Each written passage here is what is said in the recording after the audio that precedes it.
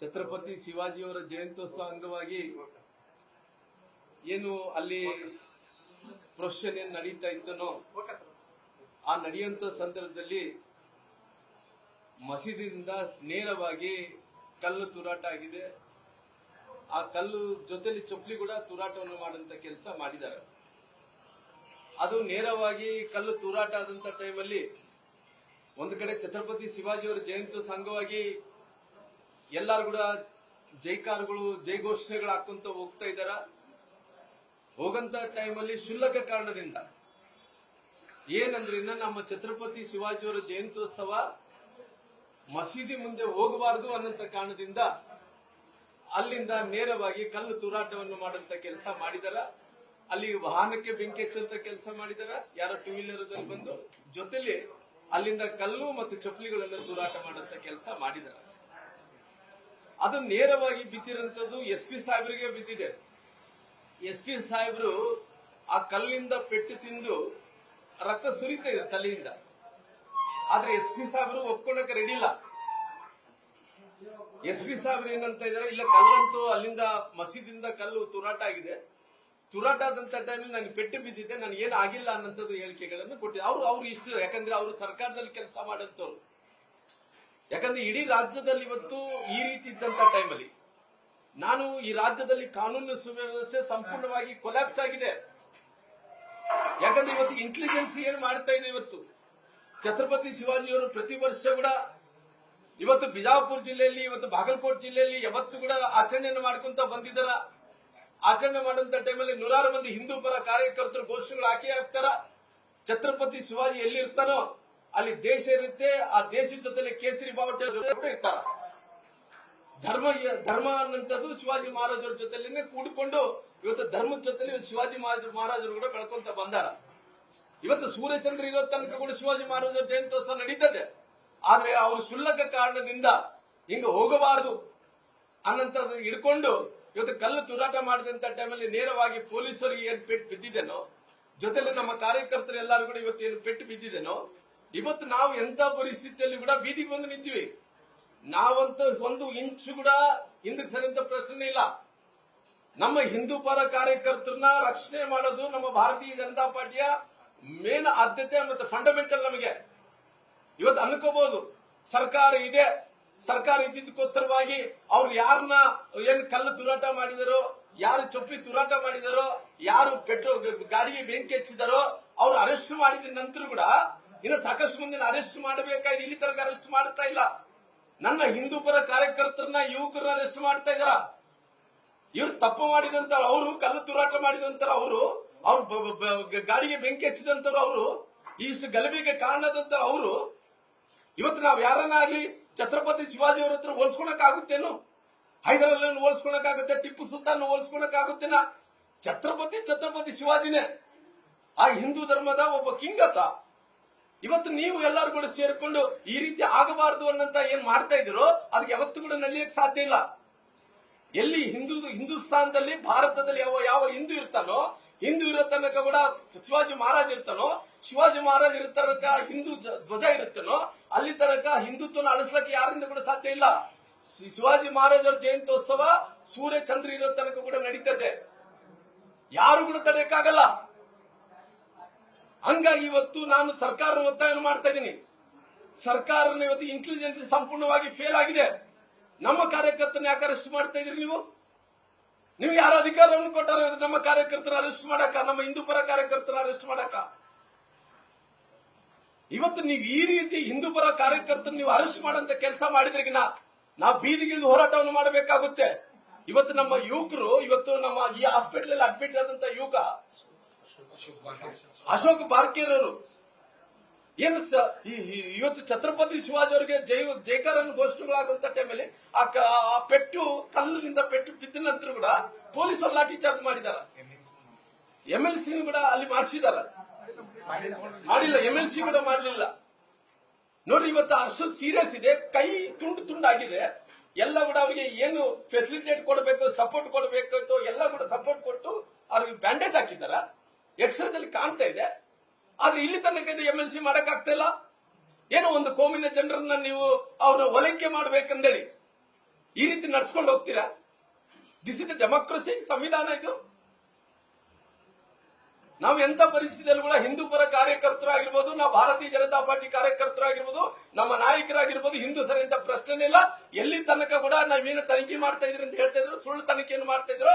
ಆ ತನಿಖೆಗಿಂತ ಮುಂಚೆ ಅವರೆಲ್ಲರೂ ಕೂಡ ಅರೆಸ್ಟ್ ಆಗಬೇಕು, ಅವರೆಲ್ಲರ ಮೇಲೆ ಗುಂಡಾ ಆಕ್ಟ್ ಹಾಕಬೇಕು, ಅವ್ರನ್ನ ಗಡಿಪಾರು ಮಾಡ್ಬೇಕು, ದೇಶದ್ರೋಹಿಗೆ ಕೇಸನ್ನು ಹಾಕಬೇಕು ಅವ್ರ ಮೇಲೆ. ಯಾಕಂದ್ರೆ ಇವತ್ತು ನಮ್ಮ ಬಿಜಾಪುರ ಬಾಗಲಕೋಟೆ ಜಿಲ್ಲೆಯಲ್ಲಿ ಈ ರೀತಿ ಯಾವ ರೀತಿಯಲ್ಲಿ ಕೂಡ ಇವತ್ತು ಬಹಳ ಶಾಂತಿಯುತವಾದಂತ ಪ್ರದೇಶ ಇದು. ಯಾವತ್ತೂ ಆಗ್ತಿದ್ವು, ಅವತ್ತು ನಮ್ಮ ಭಾರತೀಯ ಜನತಾ ಪಾರ್ಟಿ ನಮಗೆ ಅಧಿಕಾರಕ್ಕೆ ಬಂದ ನಂತರ ಈ ರೀತಿ ಘಟನೆಗಳಾಗಿರೋದು ಬಹಳಷ್ಟು ಕಡಿಮೆ. ಇವತ್ತು ನಿಮ್ಮ ಸರ್ಕಾರ ಬಂದ ನಂತರ ಇವತ್ತು ನಿಮ್ಮ ಹೇಳಿಕೆಗಳನ್ನು ಸಾಕಷ್ಟು ಹೇಳಿಕೆಗಳಾಗಿದಾವ. ಒಂದು ಕೋಮಿನ ಜನರು ಒಲಕೆ ಮಾಡ್ಕೋಬಂದು ಹೇಳಿಕೆಗಳನ್ನೇನು ಮಾಡ್ತಾ ಇದ್ದಾರೆ, ಇವತ್ತು ಕಾನೂನು ಸುವ್ಯವಸ್ಥೆ ಕಂಪ್ಲೀಟ್ ಆಗಿ ಕೊಲಾಪ್ಸ್ ಆಗ್ತಾ ಇದೆ, ಇಂಟೆಲಿಜೆನ್ಸಿ ಫೇಲ್ಯೂರ್ ಆಗ್ತಾ ಇದೆ. SP ಸಾಹೇಬರು ಪೆಟ್ಟು ತಿಂದ್ರೆ ಕೂಡ ಪೆಟ್ಟು ತಿಂದಿಲ್ಲ ಅಂತಾನ, ಪೊಲೀಸರು ಪೆಟ್ಟು ತಿಂದ್ರೆ ಪೆಟ್ಟು ತಿಂದಿಲ್ಲ ಅಂತಾನೆ. ಯಾಕಂದ್ರೆ ಸರ್ಕಾರನೇ ಅವ್ರ ಕಡೆ ನಿಂತಿದೆ. ಇವತ್ತು ಪೊಲೀಸರಿಗೆ ಸುರಕ್ಷತೆ ಇಲ್ಲ. ಇವತ್ತು ಯಾರಿಗೆ ಸುರಕ್ಷತೆ ಇರುತ್ತೆ ಹೇಳ್ರಿ ಈ ರಾಜ್ಯದಲ್ಲಿ? ಯಾರು ಗುಂಡಾಗಿರಿ ಮಾಡ್ತಾರೋ, ಯಾರು ಈ ರೀತಿ ದ್ವೇಷವನ್ನ ಹಡಿಸ್ತಾರೋ, ಬೆಳೆಸ್ತಾರೋ, ಯಾರು ಭ್ರಷ್ಟಾಚಾರ ಮಾಡ್ತಾರೋ, ಯಾರು ಕೊಲೆಗಳು, ದರೋಡೆಗಳು, ಸುಲಿಗೆಗಳು ಮಾಡ್ತಾರೋ, ಯಾರು ರೌಡಿಸಂ ಮಾಡಂತವ್ರು ಇವತ್ತು ಈ ಸರ್ಕಾರ ಕುಮ್ಮಕ್ಕನ್ನು ಕೊಡುವಂತ ಕೆಲಸ ಆಗ್ತದೆ. ಅದಕ್ಕೋಸ್ಕರವಾಗಿ ಭಾರತೀಯ ಜನತಾ ಪಾರ್ಟಿ ನಮ್ಮ ಅಧ್ಯಕ್ಷರಾದಂತ ವಿಜೇಂದ್ರ ನೇತೃತ್ವದಲ್ಲಿ ಇದನ್ನ ಖಂಡಿತವಾಗಿ ಸೀರಿಯಸ್ ಆಗಿ ನಾವು ಪರಿಗಣಿಸ್ತೀವಿ. ಎಂತ ಪರಿಸ್ಥಿತಿಗಳು ನಮ್ಮ ಹಿಂದೂ ಪರ ಕಾರ್ಯಕರ್ತನ ಅರೆಸ್ಟ್ ಮಾಡಕ್ಕೂ ಬಿಡಲ್ಲ. ನೀವು ಯಾರು ಇವತ್ತು ಎಂಕ್ವೈರಿ ಮಾಡ್ತಾ ಇದ್ರು, ಏನ್ ತನಿಖೆಯನ್ನು ಮಾಡ್ತಾ ಇದ್ರು, ಯಾರವನು ಹೆಸರಿನವನು ಸಿಗಾಕೊಂಡಿರೋದು ತನ್ವೀರ್ ಅಹಮದ್ ಅವರು. ಅವ್ನಿಗೆ ಎಷ್ಟು ಸೊಕ್ಕಿರ್ಬೋದು ನೋಡ್ಕೊಳ್ರಿ, ಎಷ್ಟು ಅವನಿಗೆ ದ್ವೇಷ ಇರ್ಬೋದು ಅರ್ಥ ಮಾಡ್ಕೊಳ್ರಿ. ಇವತ್ತು ಭಾರತದಲ್ಲಿ ಇದ್ದಂತವ್ರು ತಾವು, ಇವತ್ತು ನಮ್ಮ ಬಿಜಾಪುರ ಬಾಗಲಕೋಟೆದಲ್ಲಿ ಇದ್ದಂತವ್ರು ತಾವು ಈ ರೀತಿ ಶಿವಾಜಿ ಮಹಾರಾಜ್ ಅವರು ಇವತ್ತು ಜಯಂತ್ಯೋತ್ಸವ ನಡೀತಾ ಇದ್ದಂದ್ರಿಂದ ಇವತ್ತು ಜಾತ್ಯತೀತವಾಗಿ ತಾವೆಲ್ಲರೂ ಕೂಡ ಸಪೋರ್ಟ್ ಮಾಡುವಂತ ಕೆಲಸ ಆಗಬೇಕು. ಇವತ್ತು ಈ ರೀತಿ ನಾವು ಯಾವುದೇ ರೀತಿಯಲ್ಲಿ ಕೂಡ ನಾವು ಸಹಿಸಿಕೊಂಡು ಸುಮ್ಮನೆ ಕೂಡಲ್ಲ. ಭಾರತೀಯ ಜನತಾ ಪಾರ್ಟಿ ನಾಯಕರೆಲ್ಲರೂ ಕೂಡ ಉಗ್ರವಾದಂತ ಹೋರಾಟ ಮಾಡ್ತೀವಿ. ಅಕಸ್ಮಿತವಾಗಿ ನೀವು ಯಾರನ್ನ ಅರೆಸ್ಟ್ ಮಾಡಿದ್ರಿ, ಅವ್ರು ತನ್ವೀರ್ ಅಂತವ್ರನ್ನ 7-8 ಮಂದಿನ ಅವ್ರು ಅರೆಸ್ಟ್ ಮಾಡಿದ್ರಿ. ಇನ್ನ ಸಾಕಷ್ಟು ಮಂದಿ ಇದಾರ, ಅವರೆಲ್ಲರೂ ಕೂಡ ಅರೆಸ್ಟ್ ಮಾಡಬೇಕು. ಆ ಮಸೀದಿ ಕಮಿಟಿಯಲ್ಲಿದ್ದಂತ ಬಹಳಷ್ಟು ಮಂದಿ ಅದರಲ್ಲಿ ಶಾಮೀಲರಾಗಿದ್ದಾರ. ಅಲ್ಲಿ ಎಲ್ಲ ಕೂಡ ಪ್ರೀ ಅಂಡ್ ಪ್ಲಾನ್ಡ್ ಆಗಿ ಮಾಡ್ಕೊಂಡಾರ. ಪೂರ ನಿಯೋಜಿತ ಕಾರ್ಯಕ್ರಮ, ಇದೆಲ್ಲ ಕೂಡ ಪ್ರೀ ಪ್ಲಾನ್ಡ್ ಆಗಿ ಮಾಡ್ಕೊಂಡಿರುವಂತ ಕಾರ್ಯಕ್ರಮ. ಈ ರೀತಿ ಶಿವಾಜಿ ಅವರು ಜಯಂತ್ಯೋತ್ಸವ ನಡೆಯುವಂತ ಟೈಮಲ್ಲಿ ಪ್ರಶ್ನೆ ಬರುವಂತ ಟೈಮಲ್ಲಿ ಕಲ್ಲುಗಳೆಲ್ಲ ಕೂಡ ಸಿದ್ಧತೆ ಮಾಡ್ಕೊಂಡು ಎಲ್ಲ ಕೂಡ ಪ್ರೀ ಪ್ಲಾನ್ ಮಾಡ್ಕೊಂಡು ಅವ್ನು ಟೂ-ವೀಲರ್ದಲ್ಲಿ ಬಂದು ಬೆಂಕಿ ಹಚ್ಚುತ್ತಾನಂದ್ರೆ ಅವ್ನು ಎಷ್ಟು ಸೊಕ್ಕು ಅಹಂಕಾರ ಇರ್ಬೋದು ನೋಡ್ಕೊಂಡ್ರಿ. ಇಂಥವ್ರು ಎಂತ ಪರಿಸ್ಥಿತಿ ನಾವು ಸಹಿಸಲ್ಲ. ಮುಂದಿನ ದಿನಗಳಲ್ಲಿ ಉಗ್ರವಾದಂತ ಹೋರಾಟ ಮಾಡ್ತೀವಿ. ನನ್ನ ಹೇಳೋದಿಷ್ಟೇ, ಪೊಲೀಸ್ ವರಿಷ್ಠಾಧಿಕಾರಿಗಳು DG ಅವರಿಗೆ IG ಅವರಿಗೆ ಹೇಳೋದು ಒಂದೇ, ನಮ್ಮ ಹಿಂದೂ ಪರ ಕಾರ್ಯಕರ್ತರು ಒಬ್ಬರು ಕೂಡ ಮುಟ್ಟಬಾರ್ದು. ನೀನು ನಮ್ಮವ್ರು ಏನ್ ತಪ್ಪು ಮಾಡಿದಾರೆ ಇವತ್ತು ನೀನು ಮುಟ್ಟಕ? ನಮ್ಮವ್ರು ಏನು ಒಂದು ತಪ್ಪು ಕೂಡ ಮಾಡಿಲ್ಲ, ನಮ್ಮ ಕಡೆಯಿಂದ ತಪ್ಪಾಗ್ಲಿಲ್ಲ. ಇವತ್ತು ಕಲ್ಲು ತೂರಾಟ ಮಾಡಿರೋಂಥವ್ರು, ತಪ್ಪು ಮಾಡಿರೋದಂತವ್ರು, ಕಾನೂನನ್ನು ಕೈ ತಗೊಂಡಂತವ್ರು, ಅವ್ರು ಬಿಟ್ಟು ನಮ್ಮನ್ನ ಅರೆಸ್ಟ್ ಮಾಡಕ್ ಕೊಟ್ಟಿರಿ. ನೋಡ್ರಿ, ನಾನು ಹೇಳೋದಿಷ್ಟೇ, ಪೊಲೀಸರಿಗೆ ಗಟ್ಟಿಯಾದಂತ ನಾನು ಒಂದು ರೀತಿ ನಿಮಗೆ ವಾರ್ನ್ ಮಾಡ್ತಾ ಇದ್ದೀನಿ. ದಯವಿಟ್ಟು ನೀವು ಈ ರೀತಿ ಮಾಡೋದ್ರಿಂದ ಯಾರಿಗೆ ಶೋಭೆ ತರಲ್ಲ. ನಮ್ಮ ಹಿಂದೂ ಪರ ಕಾರ್ಯಕರ್ತರು ನೀವೇನ ಅರೆಸ್ಟ್ ಮಾಡಿದ್ರೆ ನಿಮ್ಮಲ್ಲಿ ಕಠಿಣವಾದಂತ ಕ್ರಮ ಅಂದ್ರೆ ದೊಡ್ಡ ಹೋರಾಟವನ್ನು ಕೂಡ ಮಾಡಬೇಕಾಗುತ್ತೆ. ಅದು ರಾಜ್ಯ ಮಟ್ಟದ ಹೋರಾಟವನ್ನು ಮಾಡಬೇಕಾಗುತ್ತೆ, ನೆನ್ಪಿಟ್ಕೊಳ್ರಿ.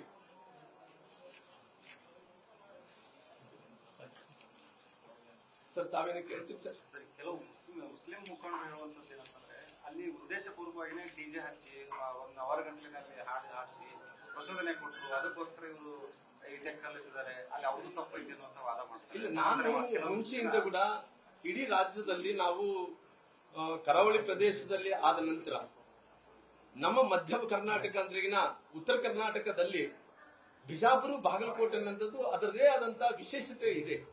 ಇವತ್ತಲ್ಲ, ಸುಮಾರಾಗಿ ನಾವು 20-30 ವರ್ಷಗಳ ಹಿಂದಗಡೆಯಿಂದ ಕೂಡ ಇಲ್ಲಿ ಹಿಂದೂ ಪರ ಕಾರ್ಯಕರ್ತರ ಮೇಲೆ ಇವತ್ತು ಸಾಕಷ್ಟು ಒಂದು ರೀತಿ ಅಂದ್ರೆ ದೇಶಭಕ್ತಿ ಬಹಳಷ್ಟು ಜಾಸ್ತಿ ಇದೆ. ಇವತ್ತು ಪ್ರತಿಯೊಬ್ಬ ಹುಡುಗನಲ್ಲಿ ಕೂಡ ನೋಡಿ, ಯಾವ ರಾಜಕಾರಣಿ ಅನ್ನೋದಿಲ್ಲ, ಯಾವ ಪಕ್ಷ ಅನ್ನಲ್ಲ, ಅವ್ರೆಲ್ಲರಿಗೂ ಮೊದಲನೇದು ದೇಶ ಅಂತಾರೆ.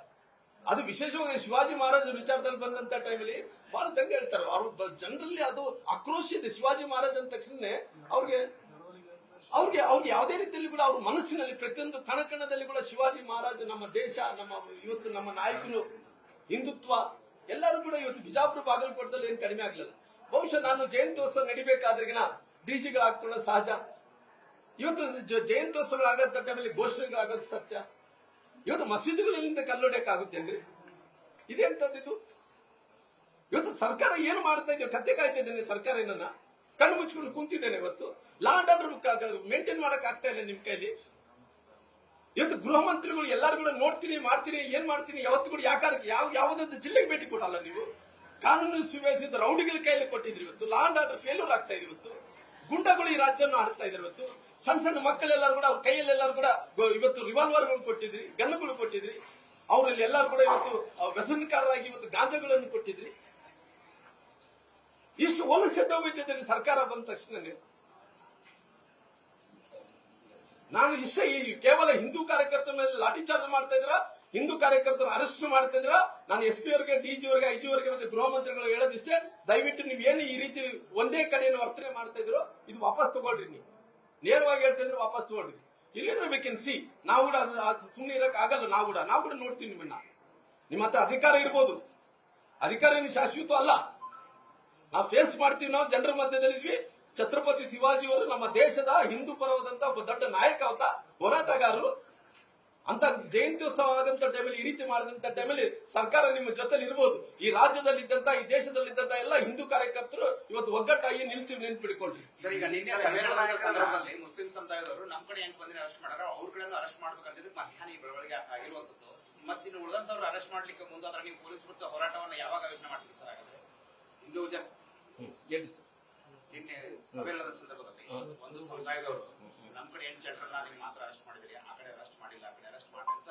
ಜಿಲ್ಲಾಡಳಿತ ಹೋಗದಂತ ಸಭೆಯಲ್ಲಿ ಅವರು ಮಾತನಾಡಿ ಬಂದಿದ್ದಾರೆ ಸರ್ ಅದಾದ್ಮೇಲೆ ನೋಡಿ ಸರ್ ಲೆಟ್ ಮಿ ಕಂಟಿನ್ಯೂ ಅದಾದ್ಮೇಲೆ ಈ ಬೆಳವಣಿಗೆಗಳು ಆಗಿರೋದು ಸರ್ ಈಗ ಹಿಂದೂ ಸಂಘಟನಾ ಕಾರ್ಯಕರ್ತರು ಕೆಲವರು ತಮ್ಮ ಪ್ರಾಣವನ್ನೇ ಕೊಡಲಿಕ್ಕೆ ಹೋರಾಟಕ್ಕೆ ಮುಂದಾಗುವಂತ ಕಾರ್ಯಕರ್ತರು ಬಾಗಲಕೋಟೆಯಲ್ಲಿದ್ದಾರೆ ಸದ್ಯಕ್ಕೆ ಈ ಘಟನೆ ನಡೆದಿರುವ ಬೆಳವಣಿಗೆ ಹಿನ್ನೆಲೆಯಲ್ಲಿ ತಾವು ಹೇಳಿರುವ ಪ್ರಕಾರ ಈಗ ಪೊಲೀಸರ ವಿರುದ್ಧ ಹೋರಾಟಕ್ಕೆ ರೆಡಿ ಆಗ್ತಿದ್ರು ರಾಜ್ಯ ಮಟ್ಟದ್ದು ಇಲ್ಲ ನಾನು ಇವತ್ತು ಅಲ್ಲಿ ನಡೆದಂತ ಘಟನೆ ಏನಿತ್ತು ನಮ್ಮ ಹಿಂದೂ ಪರ ಕಾರ್ಯಕರ್ತರ ಮೇಲೆ ಅಲ್ಲಿ ಕಲ್ಲು ಎಸೆದಿರಂತರು ಅವರು ಅಲ್ಲ ಓಕೆ ಸರ್ ಈಗ ಇವಾಗ ನೆಕ್ಸ್ಟ್ ನಾನೇನ್ ಹೇಳ್ತಾ ಇದ್ದೀನಿ ಇದು ಪೊಲೀಸರಂತ ಇವತ್ತು ಕೈ ಕಟ್ಕೊಂಡು ಕುಂತ್ಬಿಟ್ಟಾರೆ ಎಸ್ ಪಿ ಸಾಹೇಬರು ಪೆಟ್ಟು ಬಿದ್ದಿದ್ರೆ ಕೂಡ ನನ್ ಪೆಟ್ಟು ಬಿದ್ದಿಲ್ಲ ಅಂತಾನ ಎಸ್ ಪಿ ಸಾಹೇಬರು ಬಾಡದೇನು ನಮ್ಮ ಹಿಂದೂ ಕಾರ್ಯಕರ್ತನ ಅರೆಸ್ಟ್ ಮಾಡ್ತಾನ ಯಾಕೆ ಅವ್ರಿಗೆ ಏನಂದ್ರೆ ಅವ್ರ ಸರ್ಕಾರ ಇದೆ ಜೊತೆಲಿ ಅವ್ರದ್ದು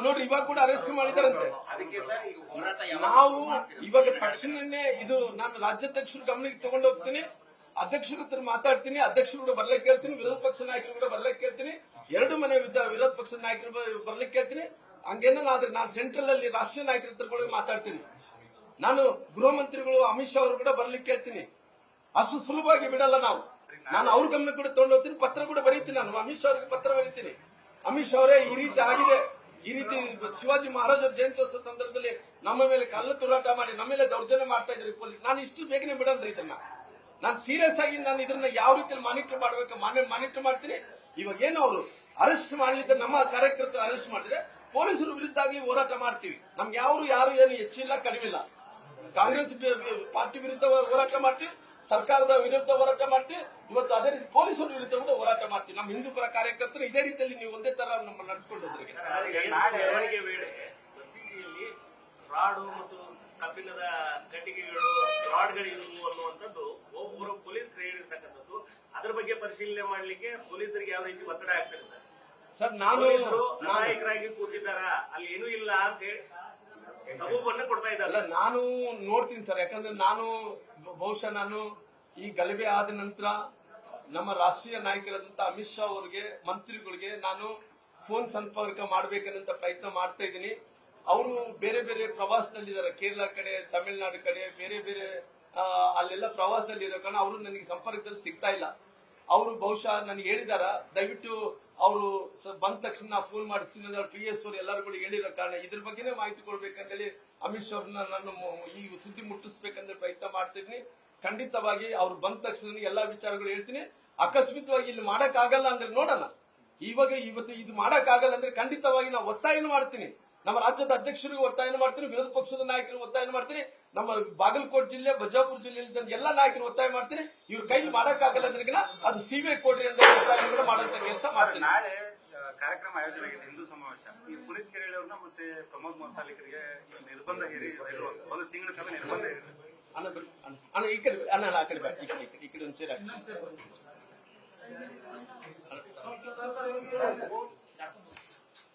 ಪ್ರಮುಖ ಹಿಂದೂ ನಾಯಕರಿಗೆ ನಿರ್ಬಂಧ ಇರ್ತಾ ಇದೆ ಸರ್. ಒಂದು ತಿಂಗಳ ಕಾಲ ನಿರ್ಬಂಧ ಹೇಗೆ ಆದೇಶ ಮಾಡಿದ್ದಾರೆ. ನಾಳೆ ನಡೀಬೇಕಿದ್ದ ಕಾರ್ಯಕ್ರಮಕ್ಕೆ ಅವ್ರು ಭಾಗವಹಿಸಕ್ ಆಗ್ತಾ ಇಲ್ಲ ಸರ್. ಇವೆಲ್ಲ ರೀತಿಯಲ್ಲಿ ಕೂಡ ನಮ್ಮ ಯಾರು ನಮ್ಮ ಮಠಾಧೀಶರು ಯಾರು ಕನ್ನೇರು ಮಠ ಸ್ವಾಮೀಜಿಯವ್ರನ್ನು ಕೂಡ ಅವರು ಈ ರೀತಿ ಈ ಜಿಲ್ಲೆಗಳಿಗೆ ನಿಷೇಧ ಮಾಡಿದಂತ ಜನರು ಬಿಜಾಪುರ ಜಿಲ್ಲೆಯಲ್ಲಿ. ಇವತ್ತು ಅದೇ ರೀತಿಯಲ್ಲಿ ಕೂಡ ನಮ್ಮ ನಾಯಕರಾದಂತ ನಮ್ಮ ಪ್ರಮೋದ್ ಮುತಾಲಿಕ್ ಅವ್ರನ್ನ, ನಂತರ ಪುನೀತ್ ಕೆರಳಿ ಅವ್ರನ್ನ, ಇವತ್ತು ಅನೇಕ ಮಂದಿನ ಈ ಜಿಲ್ಲೆ ಬರ್ಲಾರ್ದಂತ ನೋಡ್ಕೊಂತ ಇದಾರೆ. ಅಂದ್ರೆ ಅವ್ರನ್ನ ಇಬ್ಬರನ್ನ ಈ ಜಿಲ್ಲೆ ಬರ್ಲಾರ್ದಂತ ತಡಿಬಹುದು, ಆದ್ರೆ ಮನಸ್ಸಿನಲ್ಲಿದ್ದಂತ ಹಿಂದುತ್ವ ಏನಿದೆ ಅವ್ರಿಗೆ ಶಾಶ್ವತವಾಗಿ ಅದು ಅಳಿಸ್ಲಿಕ್ಕೆ ಯಾರಿಂದ ಕೂಡ ಸಾಧ್ಯ ಇಲ್ಲ. ಈ ದೇಶ ಧರ್ಮದ ಮೇಲೆ ಅವಲಂಬಿತವಾದಂತ ದೇಶ, ಹಿಂದುತ್ವ ಮೇಲೆ ಅವಲಂಬಿತವಾದಂತ ದೇಶ. ಇಂಥ ಪರಿಸ್ಥಿತಿಯಲ್ಲಿ ಈ ರೀತಿ ನಾಟಕಗಳು ಏನ್ ಮಾಡ್ತಾರೋ ಯಾರು ಕೂಡ ಸಹಿಸಕ್ ಸಾಧ್ಯ ಇಲ್ಲ. ಅವ್ರು ಆಕಸ್ಮಿಕವಾಗಿ ಇವತ್ತೇನು ನಿಷೇಧವನ್ನು ಮಾಡಿದಾರೋ ಅವ್ರು ಪುನಃ ನಾವು ಕೋರ್ಟ್ಗೆ ಹೋಗ್ತೀವಿ, ಕೋರ್ಟ್ಗೆ ಹೋಗಿ ಯಾವ ರೀತಿಯಲ್ಲಿ ನಾವು ಅದನ್ನ ವಾಪಸ್ ತಗೋಬೇಕು, ವಾಪಸ್ ತಗೊಂಡಂತ ಕೆಲಸ ಮಾಡ್ತೀವಿ. ಈಗ ಎಲ್ಲರೂ ಈಗ ಆ ಮಸೀದಿಯಿಂದ ಕಲ್ಲು ಎಸೆಯುವುದಕ್ಕೆ ಸಂಬಂಧಪಟ್ಟಂತೆ ಈ ವಿಡಿಯೋ ಫುಟೇಜ್ ಆಧಾರದ ಮೇಲೆ ಅರೆಸ್ಟ್ ಮಾಡಿದ್ರು. ಇನ್ನೊಂದು ಕಡೆ ಅದಾದ ನಂತರ ಮುಂದೋಗಿತ್ತು. ಮತ್ತೆ ಮಾರನೇ ದಿನ ನಮ್ಮ ಮಾಂಸದ ಅಂಗಡಿಗಳ ಮೇಲೆ ಕಲ್ಲು ತೋರ್ತಾ ಹಿನ್ನೆಲೆಯಲ್ಲಿ ವಿಡಿಯೋ ಸಾಕ್ಷಿ ಸಮೇತನೇ ಈಗ ಹಿಂದೂ ಕಾರ್ಯಕರ್ತರನ್ನು ಒಂದಿಷ್ಟು ಜನ ಅರೆಸ್ಟ್ ಮಾಡುವಂಥದ್ದು ನಾವೆಲ್ಲ ಸಾಕ್ಷಿ ಸಮೇತ ಮಾಡಿದ್ವಿ. ಅನಾವಶ್ಯಕವಾಗಿ ಯಾರು ಕೂಡ ಮಾಡಿಲ್ಲ ಅನ್ನುವಂಥದ್ದು ಪೊಲೀಸರು. ಅಣ್ಣ ನೀವು ತಮ್ಮ ಹೆಸರು ಕಬೀರ್ ರವೀರ್. ನನಗೆ ರವಿ ನೋಡು, ನನಗೆ ಮೊದಲನೇ ದಿನ ಜಯಂತ್ಯೋತ್ಸವದಲ್ಲಿ ಕಳ್ಳ ತೂರಾಟ ಆದಂತ ಟೈಮಲ್ಲಿ ಕೂಡ ಎಲ್ಲ ಕೂಡ ಎಕ್ಸ್ಕ್ಲೂಸ್ ಆಗಿ ಎಲ್ಲ ಮಾಧ್ಯಮದ ಸ್ನೇಹಿತರು ಎಲ್ಲ ಕೂಡ ನೋಡ್ಸಂತ ಕೆಲಸ ಮಾಡಿದ್ರಿ. ನಂತರ ನಮ್ಮ ಹಿಂದೂಪರ ಕಾರ್ಯಕರ್ತರು ಆ ಬಂದ್ ಮಾಡಕ್ ಹೋಗುವಂತ ಟೈಮಲ್ಲಿ, ಅಂದ್ರೆ ಬಂದ್ಗೆ ನೀವು ಸಪೋರ್ಟ್ ಬೇಕು ಅನ್ನೋಂತ ಟೈಮಲ್ಲಿ ನೇರವಾಗಿ ಅವರೇ ಕಳ್ಳ ತೂರಾಟ ಮಾಡಂತ ಕೆಲಸ ಮಾಡಿದ್ದಾರೆ. ಯಾಕಂದ್ರೆ ಅವ್ರಿಗೆ ಏನಾಗಿದೆ ಅಂದ್ರೆ ಏನು ಮಾಡಿದ್ರೆ ಕೂಡ ನಡೀತೈತೆ ಅಂತ ತಿಳ್ಕೊಂಬಿಟ್ಟ. ಅವ್ರ ತಲೆಯಲ್ಲಿ ಏನಪ್ಪಾ ಅಂದ್ರೆ ಗುಂಗ್ ಏನಂದ್ರೆ ಇವತ್ತು ಈ ಸರ್ಕಾರ ಬಂದಿರೋದೇ ನಮ್ದಂತಾರ ಅವರು. ಅಲ್ಲ ಸರ್, ಅವ್ರು ಕೇಳ್ತಾ ಇರೋದೇನಂದ್ರೆ ಮೆರವಣಿಗೆ ಟೈಮ್ ನಲ್ಲಿ ಕಲ್ಲೆಸೆದಿದ್ದಾರೆ, 2 ಬಾರಿ.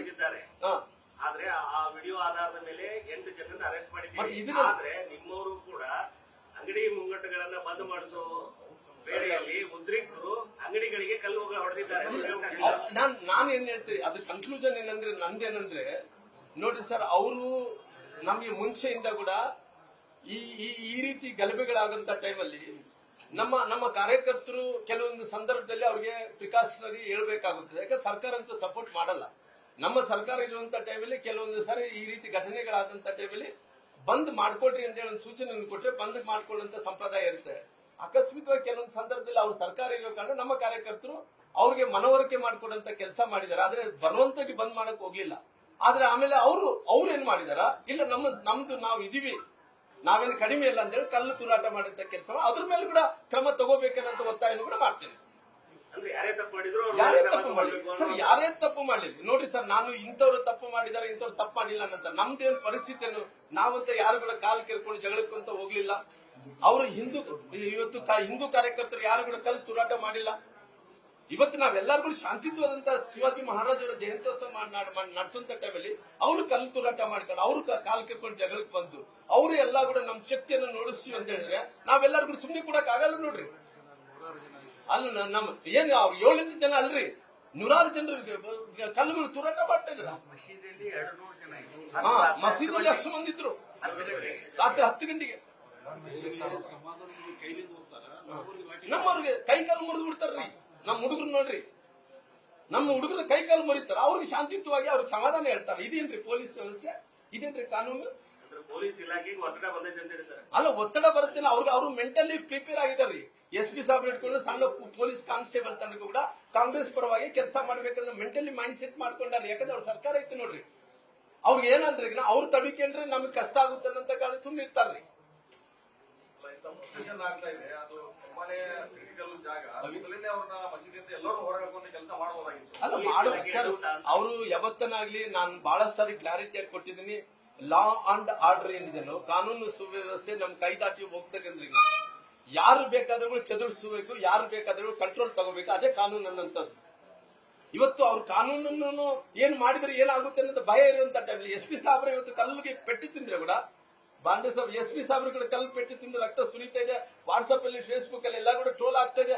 SP ಸಾಹೇಬ್ರಿಗೆ ನನಗೆ ಏನಾಗಲ್ಲ ಅಂತಂದ್ಮೇಲೆ ಇನ್ನೇನ್ ಮಾಡಕ್ ಹೋಗುತ್ತೆ ಪೊಲೀಸ್ ವರಿಷ್ಠ ಅಧಿಕಾರಿ. ನಮ್ಮ ಪರಿಸ್ಥಿತಿ ಹಿಂಗ, ಸರ್ಕಾರದ ಒತ್ತಡ, ಸರ್ಕಾರದ ಒತ್ತಡ.